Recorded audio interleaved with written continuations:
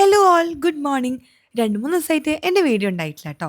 കാരണം ഞാനൊന്ന് കൊച്ചി വരെ പോയിട്ടുണ്ടായിരുന്നു. അങ്ങനെ ഇത് ആ 2 ദിവസം മുമ്പുള്ള വീഡിയോ ആണേ. ഒന്ന് പുറത്തൊക്കെ ഇറങ്ങി ഫുഡൊക്കെ കഴിച്ച് എന്ത് കാറ്റാല്ലേ രാവിലെ മുതൽ ഭയങ്കര കാറ്റാ. ഇത് കാണുമ്പോൾ കുട്ടികൾ പറഞ്ഞു മിക്കവാറും റെഡ് അലേർട്ട് ആയിരിക്കും സ്കൂളില്ലാന്ന്. പക്ഷെ അവർക്കറിയില്ലല്ലോ കളക്ടർ തലേന്ന് രാത്രി 8 മണിക്ക് മുമ്പ് ഇത് അനൗൺസ് ചെയ്യണം എന്നാലേ ലീവ് ഉണ്ടാവുള്ളൂ എന്ന്. വല്ലപ്പോഴും മാത്രം കാണുന്ന എക്സൈറ്റ്മെൻ്റ് ആണ് ഇൻസ്റ്റാമാർട്ടിൻ്റെ കവർ വന്നു കഴിഞ്ഞാൽ. എനിക്ക് മെയിനായിട്ട് പാലായിരുന്നു വേണ്ടത്.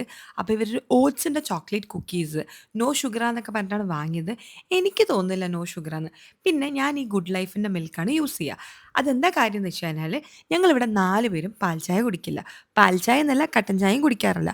വല്ലപ്പോഴും ഒരു കോഫിയാണ് കുടിക്കാറ്. അപ്പോൾ ഇവർക്ക് വേണ്ടി മാത്രമാണ് ഞാൻ മിൽക്ക് വാങ്ങുന്നത്.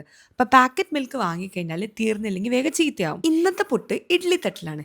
എന്തായാലും പുട്ടുണ്ടാക്കി കഴിഞ്ഞാൽ ഏത് ഷേപ്പാണെങ്കിലും അത് പൊടിച്ചിട്ടാണ് ഞാൻ ആ ഒരു ടിഫിൻ ബോക്സിൽ വെക്കുക. അപ്പോൾ പിന്നെ ഇങ്ങനെ തന്നെ ഉണ്ടാക്കാൻ വിചാരിച്ചു. ഇവിടെ പുട്ടിൻ്റെ കൂടെ ഒന്നുകിൽ വെള്ളക്കടലക്കറി അല്ലെങ്കിൽ ചിക്കൻ കറി. എനിക്ക് സ്റ്റ്യൂ ഇഷ്ടമാണ്, പക്ഷേ ഹസ്ബൻഡിന് വലിയ ഇഷ്ടമല്ല. അതുകൊണ്ട് തന്നെ എപ്പോഴും ഈ ഒരു കോംബോ ആണ് ട്ടോ ഉണ്ടാക്കുക. പിന്നെ മീൻ മുളകിട്ടത് പിന്നെ സ്കൂളിൽ കൊടുത്തു വിടാൻ പറ്റില്ലല്ലോ. ഞങ്ങളൊരു ഫാമിലി ഫ്രണ്ട് ഉണ്ട് കേട്ടോ, മിനിയമ്മ എന്ന് വിളിക്കുക.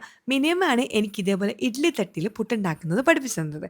അവിടെ കുറേ മെമ്പേഴ്സ് ഉണ്ടായിരുന്നു. അതുകൊണ്ട് ഇതാണ് സൊല്യൂഷൻ. അല്ലെങ്കിൽ പുട്ട് ചുട്ട് ഒരു വഴിക്കാവൂ ട്ടോ. ഇന്നൂസിന്റെ മുടിയൊക്കെ കെട്ടുന്ന സമയത്ത് ഇത് കണ്ടില്ലേ, കാറ്റ് എന്തൊരു കാറ്റായിരുന്നു എന്നറിയോ. അങ്ങനെ ഇന്നത്തെ യുദ്ധം കഴിഞ്ഞിട്ടുണ്ട് കേട്ടോ. ഇത് ഞാൻ ലാസ്റ്റ് വീക്ക് എടുത്ത വീഡിയോ ആണ്. അപ്പം നാളത്തെ വീഡിയോ ആയിട്ട് കാണാം. ബൈ.